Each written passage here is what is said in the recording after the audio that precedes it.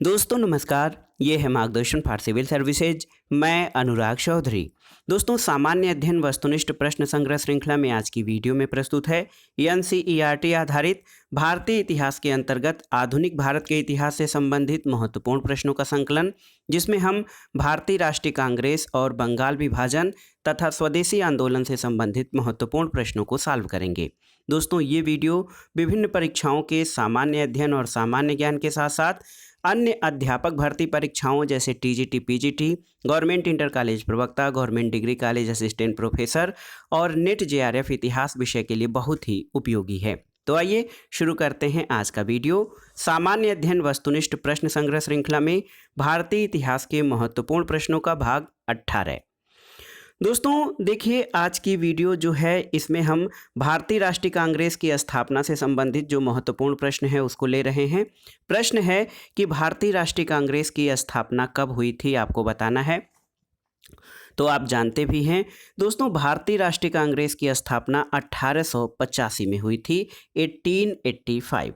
देखिए, भारतीय राष्ट्रीय कांग्रेस की स्थापना 28 दिसंबर 1885 को बम्बई के ग्वालिया टैंक स्थित गोकुलदास तेजपाल संस्कृत कॉलेज के भवन में की गई थी और इसमें 72 प्रतिनिधियों ने भाग लिया था। और इस अधिवेशन की अध्यक्षता दोस्तों व्योमेश चंद्र बनर्जी ने की थी, यानी WC बनर्जी। और इसकी स्थापना एक अवकाश प्राप्त अंग्रेज अधिकारी ए ओ ह्यूम का पूरा अर्थ होता है, पूरा नाम है एलन ऑक्टेवियन ह्यूम, और ये एक सिविल सेवा रिटायर्ड अधिकारी थे। भारतीय राष्ट्रीय कांग्रेस का नामकरण दादा भाई नौरोजी के परामर्श पर किया गया था। तो याद रखिएगा, भारतीय राष्ट्रीय कांग्रेस की स्थापना 28 दिसंबर 1885 ईस्वी को की गई थी। अगला प्रश्न है दोस्तों, निम्नलिखित में से किसे भारतीय अशांति के जनक के रूप में जाना जाता है? तो सही उत्तर है लोकमान्य बाल गंगाधर तिलक को। ऑप्शन सी आपका सही उत्तर है। देखिए दोस्तों, सर वेलेंटाइन सिरोल ने तिलक को भारत में अशांति का जन्मदाता यानी the father of the Indian unrest कहा था। और इसी विषय पर तिलक ने सिरोल पर मानहानि का मुकदमा किया, जिसमें वे हार गए थे। लोगों में राष्ट्रवाद की भावना को जागृत करने के लिए तिलक ने 1893 ईस्वी में गणेश उत्सव और 1895 में शिवाजी उत्सव की शुरुआत की थी। और तिलक के क्रांतिकारी विचारों के कारण वेलेंटाइन सिरोल ने उन्हें भारतीय अशांति का जनक कहा था। अगला प्रश्न है दोस्तों, शेरे पंजाब के नाम से कौन मशहूर थे? ऑप्शन है राजगुरु, भगत सिंह, लाला लाजपत राय या ऊधम सिंह। तो सही उत्तर है ऑप्शन सी, लाला लाजपत राय। दोस्तों लाला लाजपत राय पंजाब के महत्वपूर्ण नेता थे और इन्हें शेरे पंजाब और पंजाब केसरी के नाम से जाना जाता है। उन्होंने 1888 में इलाहाबाद में हुए कांग्रेस के सम्मेलन में भाग लेकर राजनीतिक जीवन की शुरुआत की थी और वे भारतीय राष्ट्रीय कांग्रेस में गर्म दल के नेता थे। पंजाब में 1906 में क्रांतिकारी आंदोलन का प्रसार हुआ और सरकार ने रावलपिंडी में आंदोलन को कुचलने की दृष्टि से सार्वजनिक सभाओं पर रोक लगा दी थी और लाला लाजपत राय और अजीत सिंह को गिरफ्तार कर मांडले जेल भेज दिया गया था। अगला प्रश्न है दोस्तों, कांग्रेस के एक अधिवेशन में एक गवर्नर ने भाग लिया था। उक्त गवर्नर तथा अधिवेशन स्थल में से कौन सा सही है, आपको बताना है। तो सही उत्तर है लॉर्ड बिलिंगटन, बम्बई में 1915 के कांग्रेस अधिवेशन में। देखिए दोस्तों, भारतीय राष्ट्रीय कांग्रेस का 31वां अधिवेशन यानी 31st अधिवेशन, इसमें लॉर्ड बिलिंगटन ने भाग लिया था और इस अधिवेशन का आयोजन 1915 में बम्बई में किया गया था। इस समय वह बम्बई का गवर्नर था और उन्होंने 1931 से 1936 तक भारत के गवर्नर जनरल और वायसराय के रूप में कार्य किया था और इसके कार्यकाल में 1 सितंबर से 1 दिसंबर 1931 तक द्वितीय गोलमेज सम्मेलन का आयोजन लंदन में किया गया था। तो याद रखिएगा दोस्तों, देखिए कांग्रेस का एक अधिवेशन लॉर्ड विलिंगटन जो है इसमें उसने 1915 के बम्बई कांग्रेस अधिवेशन में भाग लिया था। अगला प्रश्न है दोस्तों, वर्ष 1938 के भारतीय राष्ट्रीय कांग्रेस के हरिपुरा अधिवेशन की अध्यक्षता किसने की थी? तो बहुत ही महत्वपूर्ण है, नेताजी सुभाष चंद्र बोस 1938 के हरिपुरा कांग्रेस अधिवेशन के अध्यक्ष थे। दोस्तों, कांग्रेस के हरिपुरा जो कि गुजरात में है, उस अधिवेशन की अध्यक्षता सुभाष चंद्र बोस ने फरवरी 1938 में की थी और ये कांग्रेस का 52वां अधिवेशन था। दूसरी बार वे पुनः 1939 में त्रिपुरी कांग्रेस अधिवेशन में गांधी जी के विरोध के बाद भी अध्यक्ष पद के लिए चुन लिए गए। उन्होंने पट्टाभी सीतारामैया को पराजित किया था और पराजय के बाद गांधी जी ने कहा था कि पट्टाभी की हार मेरी हार है। अगला प्रश्न देखिए, बहुत ही महत्वपूर्ण है दोस्तों। जब भारत स्वतंत्र हुआ उस समय कांग्रेस के अध्यक्ष कौन थे, आपको बताना है। ऑप्शन है महात्मा गांधी, जवाहरलाल नेहरू, जे.बी. कृपलानी या सरदार पटेल। तो सही उत्तर है जे.बी. कृपलानी। दोस्तों, आचार्य जे.बी. कृपलानी भारत के स्वतंत्रता के समय भारतीय राष्ट्रीय कांग्रेस के अध्यक्ष थे। उन्होंने वर्ष 1946 में मेरठ में आयोजित भारतीय राष्ट्रीय कांग्रेस के अधिवेशन की अध्यक्षता की थी। उनका वास्तविक नाम जीवट राम भगवान दास था। उन्होंने विजिल नाम से एक साप्ताहिक पत्रिका निकालना प्रारंभ किया और कृषक मजदूर प्रजा पार्टी का गठन किया था। तो याद रखिएगा, जीवट राम भगवान दास कृपलानी जो है ये जे.बी. कृपलानी थे और भारत के स्वतंत्रता के समय कांग्रेस के अध्यक्ष थे। अगला प्रश्न है दोस्तों, कांग्रेस के नरम दल के नेताओं के आंदोलन की रणनीति क्या थी। बहुत ही महत्वपूर्ण है और आप जानते भी होंगे, कांग्रेस के नरम दल के नेताओं के जो आंदोलन की प्रकृति थी वो राजवाम बंध थी। देखिए, राजवाम बंध पद्धति भारतीय राष्ट्रीय कांग्रेस के नरम दल के नेताओं की प्रमुख रणनीति थी। इस आंदोलन का प्रमुख उद्देश्य भारतीयों में जागरूकता उत्पन्न करना और प्रशासन में भागीदारी सुनिश्चित करना था। इस आंदोलन के परिणाम स्वरूप ही ब्रिटिश साम्राज्य का वास्तविक चरित्र उजागर हुआ और 1907 में कांग्रेस के सूरत अधिवेशन में कांग्रेस नरम दल और गरम दल में विभाजित हो गई थी। तो याद रखिएगा, कांग्रेस के नरम दल के नेताओं के आंदोलन की जो रणनीति थी वो राजवाम बंध थी। अगला प्रश्न है दोस्तों, 1908 में 6 वर्ष के कारावास की सजा स्वतंत्रता संग्राम के किस उग्रवादी नेता को दी गई थी। तो उत्तर है बाल गंगाधर तिलक को। दोस्तों, केसरी जो पत्र था उसमें वर्णित लेखों के फलस्वरूप बाल गंगाधर तिलक पर राजद्रोह का मुकदमा चलाया गया और 24 जून 1908 को 6 वर्ष का कारावास देकर मांडले जेल बर्मा में कैद कर दिया गया। और देखिए, बहुत ही महत्वपूर्ण है, इसी जेल में अपने कारावास के समय तिलक ने आर्कटिक होम ऑफ द बेदाज और गीता रहस्य नामक पुस्तकों की रचना की थी और मांडले जेल बर्मा में स्थित था। अगला प्रश्न है दोस्तों, भारतीय राष्ट्रीय कांग्रेस के किस अधिवेशन में बाल गंगाधर तिलक ने अभिव्यक्त किया था कि स्वराज मेरा जन्मसिद्ध अधिकार है और मैं उसे लेकर रहूंगा। तो ये था कांग्रेस का लखनऊ अधिवेशन 1916। कांग्रेस का लखनऊ अधिवेशन 1916 ये भी बहुत ही महत्वपूर्ण है और दोस्तों बार बार परीक्षाओं में पूछा गया है लखनऊ कांग्रेस अधिवेशन के संबंध में। तो दोस्तों, वर्ष 1916 के लखनऊ के आयोजित भारतीय राष्ट्रीय कांग्रेस के वार्षिक अधिवेशन में अपने भाषण के दौरान बाल गंगाधर तिलक ने कहा कि स्वराज्य मेरा जन्मसिद्ध अधिकार है, मैं उसे लेकर रहूंगा। दोस्तों, 1916 में तिलक ने स्वशासन की प्राप्ति के उद्देश्य से होम रूल लीग की स्थापना की थी। होम रूल का अर्थ था अंग्रेजी साम्राज्य के अंतर्गत स्वायत्तता प्राप्त करना। अगला प्रश्न है दोस्तों, किसने भारतीय राष्ट्रीय कांग्रेस को सूक्ष्मदर्शी अल्पसंख्यकों का जो है दोस्तों, देखिए बहुत ही महत्वपूर्ण है, किसने कांग्रेस को सूक्ष्मदर्शी अल्पसंख्यकों का या अल्पसंख्यक जनता का प्रतिनिधि कहते हुए उसका मजाक उड़ाया था। तो उत्तर है लॉर्ड डफरिन। दोस्तों, लॉर्ड डफरिन का कार्यकाल 1884 से 1888 था और इसी के कार्यकाल के समय में भारतीय राष्ट्रीय कांग्रेस की स्थापना 1885 में हुई थी और भारतीय राष्ट्रीय कांग्रेस की स्थापना पर वायसराय डफरिन ने कहा था कि यह सूक्ष्मदर्शी अल्पसंख्यकों की प्रतिनिधित्व करने वाली संस्था है। अगला प्रश्न है दोस्तों, भारतीय राष्ट्रीय कांग्रेस के दूसरे अधिवेशन वर्ष 1986 में किसने अध्यक्षता की थी। ऑप्शन है सुरेंद्र नाथ बनर्जी, लाला लाजपत राय, दादा भाई नौरोजी या जॉर्ज यूले। तो सही उत्तर है ऑप्शन सी, दादा भाई नौरोजी। दोस्तों, भारतीय राष्ट्रीय कांग्रेस के दूसरे अधिवेशन की अध्यक्षता दादा भाई नौरोजी ने की थी और देखिए दादा भाई नौरोजी ने 1886 1893 और 1906 के अधिवेशनों की अध्यक्षता की। जॉर्ज यूले प्रथम अंग्रेज था जिसने 1888 के इलाहाबाद कांग्रेस अधिवेशन की अध्यक्षता की। सुरेंद्र नाथ बनर्जी 1895 और 1902 में कांग्रेस अध्यक्ष बने और लाला लाजपत राय एक बार 1920 के विशेष कांग्रेस अधिवेशन के अध्यक्ष चुने गए थे। अगला प्रश्न है दोस्तों, कांग्रेस के त्रिपुरी अधिवेशन के पश्चात सुभाष चंद्र बोस और दक्षिणपंथियों का समस्त विवाद किस प्रश्न पर केंद्रित हो गया था? ऑप्शन है कांग्रेस कार्यकारिणी समिति का गठन, देशी राज्यों के प्रति नीति, केंद्र सरकार के प्रति रुख या कांग्रेस समाजवादी दल के सदस्यों की दोहरी सदस्यता।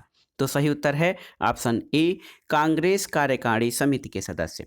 दोस्तों, कांग्रेस के त्रिपुरी अधिवेशन जो 1939 में हुआ था, इसके बाद सुभाष चंद्र बोस और दक्षिणपंथियों के मध्य विवाद कांग्रेस कार्यकारिणी समिति के गठन पर केंद्रित हुआ और इसी विवाद के कारण सुभाष चंद्र बोस ने अध्यक्ष पद से इस्तीफा दे दिया और मई 1939 में कांग्रेस के अंतर्गत फॉरवर्ड ब्लॉक की स्थापना की थी। अगला प्रश्न है दोस्तों, भारतीय राष्ट्रीय कांग्रेस की पहली महिला अध्यक्ष कौन थी? तो इसमें बताने की आवश्यकता नहीं है, आप जानते भी हैं। भारतीय राष्ट्रीय कांग्रेस की पहली महिला अध्यक्ष दोस्तों श्रीमती एनी बेसेंट थी और एनी बेसेंट ने 1917 में कोलकाता में संपन्न हुए कांग्रेस के 32वें अधिवेशन की अध्यक्षता की थी और एनी बेसेंट ने सितंबर 1916 में मद्रास में Akhil Bharatiya home rule league की स्थापना भी की थी। तो याद रखिएगा, श्रीमती एनी बेसेंट भारतीय राष्ट्रीय कांग्रेस की पहली महिला अध्यक्ष थी। 1917 में कोलकाता में संपन्न हुए अधिवेशन की अध्यक्षता इन्होंने की थी और सितंबर 1916 में Akhil Bharatiya home rule league की स्थापना भी एनी बेसेंट द्वारा की गई थी। अगला प्रश्न है दोस्तों, लोक नायक के नाम से किसे जाना जाता है? ऑप्शन है जयप्रकाश नारायण, महात्मा गांधी, सुभाष चंद्र बोस, जयप्रकाश नारायण या बाल गंगाधर तिलक। तो सही उत्तर है जयप्रकाश नारायण या जेपी। दोस्तों, जयप्रकाश नारायण ने इंदिरा गांधी सरकार के विरुद्ध 5 जून 1974 को गांधी मैदान पटना से संपूर्ण क्रांति या समग्र क्रांति का आह्वान किया था और 1998 में मरणोपरांत इन्हें भारत रत्न से सम्मानित किया गया था। तो याद रखिएगा, लोकनायक जयप्रकाश नारायण को कहा जाता है। अगला प्रश्न है दोस्तों, निम्नलिखित में से किसका संबंध बिहार सोशलिस्ट पार्टी से था? ऑप्शन है जयप्रकाश नारायण, सत्यभक्त, एम.एन. राय या सुभाष चंद्र बोस। तो सही उत्तर ऑप्शन ए, जयप्रकाश नारायण। दोस्तों, जयप्रकाश नारायण बिहार सोशलिस्ट पार्टी से जुड़े थे और 1931 ईस्वी में बिहार सोशलिस्ट पार्टी का गठन गंगा शरण सिंह, रामवृक्ष बेनीपुरी और रामानंद मिश्र आदि ने किया था। अगला प्रश्न है, 1934 में कांग्रेस समाजवादी पार्टी का गठन किसके द्वारा किया गया था? तो याद रखिएगा दोस्तों, 1934 में कांग्रेस समाजवादी पार्टी का गठन जयप्रकाश नारायण और आचार्य नरेंद्र देव के द्वारा किया गया था। दोस्तों देखिए, कांग्रेस समाजवादी पार्टी का गठन जो किया गया था वो कांग्रेस के भीतर ही जयप्रकाश नारायण, योगेंद्र शुक्ला, मीनू मसानी और आचार्य नरेंद्र देव के द्वारा किया गया। इस पार्टी के अध्यक्ष आचार्य नरेंद्र देव और जयप्रकाश नारायण इसके महासचिव थे। इसका पहला अखिल भारतीय सम्मेलन 21 अक्टूबर 1934 को बंबई में हुआ और इसकी अध्यक्षता आचार्य नरेंद्र देव ने की थी। अगला प्रश्न है, निम्नलिखित में से किसने ऐतिहासिक 1932 के पूना समझौते पर हस्ताक्षर नहीं किया था? ऑप्शन है बी.आर. अम्बेडकर, मदन मोहन मालवीय, सी राजगोपालाचारी या एम.के. गांधी। तो सही उत्तर है दोस्तों, पूना समझौता आप जानते हैं कि महात्मा गांधी और डॉक्टर भीमराव अंबेडकर के बीच हुआ था, लेकिन इस समझौते पर गांधी जी ने हस्ताक्षर नहीं किया था। आइए देखते हैं दोस्तों, 26 सितंबर 1932 को पूना समझौते पर डॉक्टर अंबेडकर दलित वर्ग की ओर से और पंडित मदन मोहन मालवीय हिंदू जाति की ओर से हस्ताक्षर किए थे। इस समझौते के अंतर्गत अंबेडकर ने हरिजनों के पृथक प्रतिनिधित्व की मांग को वापस ले लिया और संयुक्त निर्वाचन के सिद्धांत को स्वीकारा। इसके साथ ही दलितों के लिए सुरक्षित 71 स्थानों को बढ़ाकर 147 कर दिया गया था। तो याद रखिएगा, पूना समझौता जो महात्मा गांधी और अंबेडकर के बीच में हुआ था, इसमें गांधी जी की ओर से या हिंदुओं की ओर से पंडित मदन मोहन मालवीय ने हस्ताक्षर किए थे। अगला प्रश्न है दोस्तों, पूना समझौता या पूना पैक्ट का संबंध किससे था? तो सही उत्तर है संवैधानिक प्रगति से। दोस्तों पूना समझौता जो है ये दलित वर्गों से संबंधित है एक तरह से, और इसका मुख्य उद्देश्य दलित वर्गों को प्रांतीय विधानमंडल में प्रतिनिधित्व प्रदान करना था। तो ये दलित वर्ग से संबंधित संवैधानिक प्रगति से इसका संबंध हो जाएगा। तो ये बहुत ही महत्वपूर्ण है। इसका मुख्य उद्देश्य जो था ये दलित वर्ग को प्रांतीय विधानमंडल में प्रतिनिधित्व प्रदान करना था। अगला प्रश्न है दोस्तों, अखिल भारतीय दलित वर्ग का संघ स्थापित किया गया था किसके द्वारा? तो सही उत्तर है डॉक्टर BR अम्बेडकर द्वारा। दोस्तों दलित वर्गों के अधिकारों को सुनिश्चित करने के लिए डॉक्टर भीमराव अम्बेडकर ने 1920 में अखिल भारतीय दलित वर्गों के संघ यानी all India depressed class federation की स्थापना की, और इसके अलावा इन्होंने सवर्ण हिंदुओं और अछूतों में सामाजिक समानता के सिद्धांत के प्रचार के लिए समाज समता संघ की भी स्थापना की थी। तो याद रखिएगा, अखिल भारतीय दलित वर्ग का संघ बाबा साहब डॉक्टर भीमराव अंबेडकर द्वारा स्थापित किया गया था। अगला प्रश्न है दोस्तों, महात्मा गांधी ने प्रथम आमरण अनशन कब प्रारंभ किया था? ऑप्शन है कम्युनल अवार्ड के समय, कलकत्ता के दंगों के समय, जलियांवाला बाग घटना के समय या दिल्ली के दंगों के समय। तो सही उत्तर है ऑप्शन ए कम्युनल अवार्ड के समय। दोस्तों देखिए, तत्कालीन ब्रिटिश प्रधानमंत्री रैमजे मैकडोनाल्ड के सांप्रदायिक पंचाट या कम्युनल अवार्ड 16 अगस्त 1932 के द्वारा मुसलमान और सिखों के अतिरिक्त अब दलित वर्ग को भी अल्पसंख्यक का दर्जा दिया गया। अंबेडकर ने इसका समर्थन किया, लेकिन गांधी जी ने इस पंचाट के विरुद्ध 20 सितंबर 1932 को यरवदा सेंट्रल जेल में प्रथम आमरण अनशन प्रारंभ कर दिया था। मदन मोहन मालवीय के प्रयासों से पूना में गांधी और अंबेडकर के मध्य एक समझौता हुआ, जिसे पूना पैक्ट के नाम से जाना जाता है। तो याद रखिएगा, महात्मा गांधी ने रैमजे मैकडोनाल्ड के विरोध में पहली बार जो है रैमजे मैकडोनाल्ड के कम्युनल अवार्ड के विरोध में पहली बार आमरण अनशन किया था। अब आइए देखते हैं बंगाल विभाजन और स्वदेशी आंदोलन से संबंधित प्रश्नों को। प्रश्न है कि बंग भंग विरोधी या स्वदेशी आंदोलन का प्रारंभ कब हुआ था, आपको बताना है। तो सही उत्तर है 7 अगस्त 1905।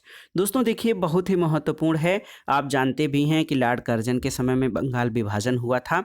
भारतीयों के विरोध के बावजूद वायसराय लॉर्ड कर्जन ने 20 जुलाई 1905 को बंगाल विभाजन की घोषणा की, जिसे 16 अक्टूबर 1905 को लागू होना था। इस निर्णय के विरोध में 7 अगस्त 1905 को कलकत्ता के टाउन हॉल में एक बहिष्कार प्रस्ताव पारित हुआ और स्वदेशी आंदोलन की घोषणा की गई। 16 अक्टूबर 1905 जिस दिन बंगाल विभाजन का निर्णय लागू हुआ, पूरे बंगाल में राष्ट्रीय शोक दिवस के रूप में मनाया गया। तो याद रखिएगा दोस्तों, देखिए, बंग भंग के विरोध में या बंग भंग विरोधी स्वदेशी आंदोलन का प्रारंभ 7 अगस्त 1905 को कलकत्ता के टाउन हॉल से प्रारंभ हुआ था। अगला प्रश्न है दोस्तों, बंगाल का विभाजन मुख्यतः किया गया था किस लिए? तो सही उत्तर इसका हो जाएगा दोस्तों, बंगाल विभाजन के लिए जो ब्रिटिश वायसराय की नीति थी, प्रशासनिक सुविधा को कहा गया था, लेकिन ये वास्तव में बंगाली राष्ट्रवाद को कमज़ोर करने के लिए किया गया था। बंगाली राष्ट्रवाद को दुर्बल करने के लिए बंगाल विभाजन किया गया था। बंगाल उस समय भारतीय राष्ट्रीय चेतना का केंद्र बिंदु था और साथ ही बंगालियों में प्रबल राजनैतिक जागृति भी थी। सुरेंद्र नाथ बनर्जी, कृष्ण कुमार मित्र, पृथ्वीश चंद्र राय जैसे बंगाल के नेताओं ने बंगाली हितवादी और संजीवनी जैसे अखबारों द्वारा विभाजन के प्रस्ताव की आलोचना की थी। अगला प्रश्न है दोस्तों, 1905 में बंगाल विभाजन किस वायसराय ने किया था? तो ये जो वायसराय था वो था लॉर्ड कर्जन। लॉर्ड कर्जन का शासनकाल 1899 से 1905, इसके समय काल में ही बंगाल विभाजन किया गया और विभाजन के समय बंगाल में बिहार, उड़ीसा और बांग्लादेश शामिल थे और बंगाल विभाजन के निर्णय की घोषणा 20 जुलाई 1905 को की गई और ये 16 अक्टूबर 1905 से लागू हुआ था। अगला प्रश्न है दोस्तों, बंगाल के विभाजन के समय बंगाल का लेफ्टिनेंट गवर्नर कौन था? ये महत्वपूर्ण प्रश्न है। ऑप्शन है sir Andrew Fraser, H Risley, Brodrick या A.T. अरुंडेल। तो सही उत्तर है option A sir Andrew Fraser. दोस्तों बंगाल विभाजन के समय एंड्रू फ्रेजर जो है बंगाल के एक सिविल सेवक और लेफ्टिनेंट गवर्नर थे। 16 अक्टूबर 1905 को बंगाल विभाजन के बाद बंगाल पूर्वी और पश्चिमी बंगाल में विभाजित हो गया। पूर्वी बंगाल का प्रथम लेफ्टिनेंट गवर्नर ब्लूमफील्ड फुलर को और पश्चिमी बंगाल का प्रथम लेफ्टिनेंट गवर्नर एंड्रयू फ्रेजर को नियुक्त किया गया था। अगला प्रश्न है दोस्तों, स्वदेशी आंदोलन के प्रारंभ का तात्कालिक कारण क्या था? तो आप जानते हैं लॉर्ड कर्जन द्वारा किया गया बंगाल का विभाजन स्वदेशी आंदोलन के प्रारंभ का तात्कालिक कारण था। बंगाल विभाजन के कारण स्वदेशी आंदोलन प्रारंभ हुआ और बंगाल विभाजन का उद्देश्य राजनीतिक था और ये बंगाल में बढ़ रही राष्ट्रीयता की भावना को तोड़ने के लिए ब्रिटिश सरकार द्वारा उठाया गया कदम था। अगला प्रश्न है दोस्तों, मद्रास में स्वदेशी आंदोलन का नेतृत्व किसने किया था? ऑप्शन है श्रीनिवास शास्त्री, राजगोपालाचारी, चिदम्बरम पिल्लई या चिंतामणि। तो सही उत्तर है ऑप्शन सी, चिदम्बरम पिल्लई ने। दोस्तों, मद्रास में स्वदेशी आंदोलन का नेतृत्व चिदम्बरम पिल्लई ने किया। कांग्रेस के बनारस अधिवेशन में स्वदेशी और बहिष्कार आंदोलन का अनुमोदन किया गया और बाल गंगाधर तिलक ने इस आंदोलन का प्रचार बम्बई और पुणे में, लाला लाजपत राय और अजीत सिंह ने पंजाब और उत्तर प्रदेश में और सैयद हैदर राजा ने दिल्ली में किया था। तो याद रखिएगा, मद्रास में स्वदेशी आंदोलन का नेतृत्व चिदम्बरम पिल्लई के द्वारा किया गया। अगला प्रश्न है दोस्तों, बंगाल में ब्रिटेन की वस्तुओं के बहिष्कार का सुझाव सर्वप्रथम किसने दिया था? ऑप्शन है अरविंद घोष ने, कृष्ण कुमार मित्र ने, मोतीलाल घोष ने या सतीश चंद्र मुखर्जी ने। तो सही उत्तर है ऑप्शन बी, कृष्ण कुमार मित्र ने। दोस्तों, कृष्ण कुमार मित्र ने बंगाल विभाजन के प्रस्ताव के विरोध में अपनी बंगला पत्रिका संजीवनी के लेख में 13 जुलाई 1905 को सर्वप्रथम सुझाव दिया कि भारतीय जनता द्वारा ब्रिटिश वस्तुओं का बहिष्कार करना चाहिए, सरकारी अधिकारियों और सरकारी संस्थाओं से सभी को संबंध तोड़ लेने चाहिए और स्वदेशी आंदोलन के दौरान सबसे अधिक सफलता विदेशी वस्तुओं के बहिष्कार आंदोलन को मिली और 1907 से 1908 के बीच बंगाल के 9 बड़े नेता, जिसमें अश्वनी कुमार दत्त और कृष्ण कुमार मित्र शामिल थे, निर्वासित कर दिए गए थे। अगला प्रश्न है दोस्तों, ब्रिटिश पत्रकार H.W. नेविन्सन जुड़े हुए थे किससे? तो सही उत्तर है स्वदेशी आंदोलन से। दोस्तों, H.W. नेविन्सन स्वदेशी आंदोलन से जुड़े पत्रकार थे और इस समय डेली क्रॉनिकल, ग्लासगो हेराल्ड और मैनचेस्टर गार्जियन के लिए रिपोर्टिंग उन्होंने की थी। बाद में इन समस्त रिपोर्टों को संकलित कर उन्होंने the new spirit in India नाम से एक पुस्तक प्रकाशित की थी। अगला प्रश्न है दोस्तों, भारत की प्राचीन कला परंपराओं को पुनर्जीवित करने के लिए एक Indian society of oriental art की स्थापना किसने की थी? तो सही उत्तर है ऑप्शन ए, अवनींद्र कुमार टैगोर ने। अवनींद्र नाथ टैगोर ने दोस्तों ओरिएंटल आर्ट की स्थापना 1907 में की थी और राष्ट्रीय आंदोलन के बढ़ते प्रभाव के वातावरण में Indian society of oriental art की स्थापना की गई थी।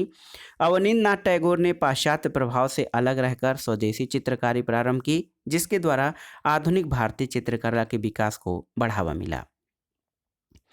अगला प्रश्न है दोस्तों, स्वदेशी और बहिष्कार सर्वप्रथम किस घटना के दौरान संघर्ष की विधि के रूप में अपनाए गए थे? ऑप्शन है बंगाल विभाजन के विरुद्ध, होम रूल आंदोलन, असहयोग आंदोलन या साइमन कमीशन की भारत यात्रा। तो आप जानते हैं बंगाल विभाजन के विरुद्ध आंदोलन में सबसे पहले स्वदेशी और बहिष्कार जो है संघर्ष की विधि के रूप में अपनाए गए थे। दोस्तों, आप जानते हैं लॉर्ड कर्जन के समय में 1905 में बंगाल विभाजन किया गया और स्वदेशी आंदोलन उसी समय अपनाया गया। उस समय लोगों का जो है स्वदेशी आंदोलन के समय लोगों का आंदोलन के प्रति एकत्र करने में स्वदेश बांधव समिति की महत्वपूर्ण भूमिका थी और इसकी स्थापना अश्विनी कुमार दत्त ने की थी। अगला प्रश्न है दोस्तों, स्वदेशी आंदोलन के संबंध में कौन सा सही है? देखिए, कुछ विशिष्ट मुसलमान आंदोलन में शामिल हुए थे, सही है। स्त्रियों ने आंदोलन में सक्रिय भागीदारी की, सही है। आंदोलन ने बंगाल में के किसानों को न तो अधिक प्रभावित किया और न ही वह इसमें शामिल हुए, सही है। यह बंगाल तक ही सीमित रहा, ये सही नहीं है। तो देखिए ऑप्शन सी आपका सही उत्तर हो जाएगा। 1, 2 और 3 ये तीनों सही हैं, तो ऑप्शन सी आपका सही उत्तर हो जाएगा।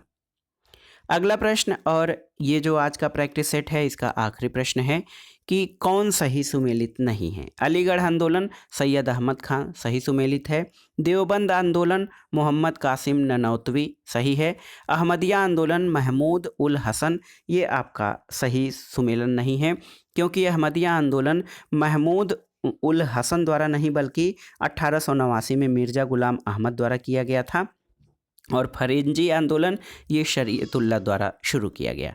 तो सही उत्तर है, सही सुमेलित नहीं है, ऑप्शन सी आपका सही सुमेलित नहीं है। दोस्तों, अहमदिया आंदोलन की स्थापना 1889 में मिर्ज़ा गुलाम अहमद द्वारा की गई और मिर्ज़ा गुलाम अहमद पश्चिमी उदारवाद, ब्रह्म विद्या और हिंदुओं के धार्मिक सुधार आंदोलन से प्रभावित थे। तो दोस्तों, ये था आज का प्रैक्टिस सेट सामान्य अध्ययन वस्तुनिष्ठ प्रश्न संग्रह श्रृंखला के अंतर्गत, जिसमें आपने भारतीय राष्ट्रीय कांग्रेस और बंगाल विभाजन तथा स्वदेशी आंदोलन से संबंधित महत्वपूर्ण प्रश्नों को सॉल्व किया। और ये प्रश्न आपके आगामी परीक्षाओं के लिए बहुत ही उपयोगी हैं, आप इनको तैयार कर लीजिएगा। वीडियो आपको कैसा लगा हमें कमेंट बॉक्स में ज़रूर बताइएगा। वीडियो को लाइक करें, शेयर करें और इस चैनल मार्गदर्शन फॉर सिविल सर्विसेज को सब्सक्राइब करें। वीडियो देखने के लिए धन्यवाद दोस्तों, नमस्कार।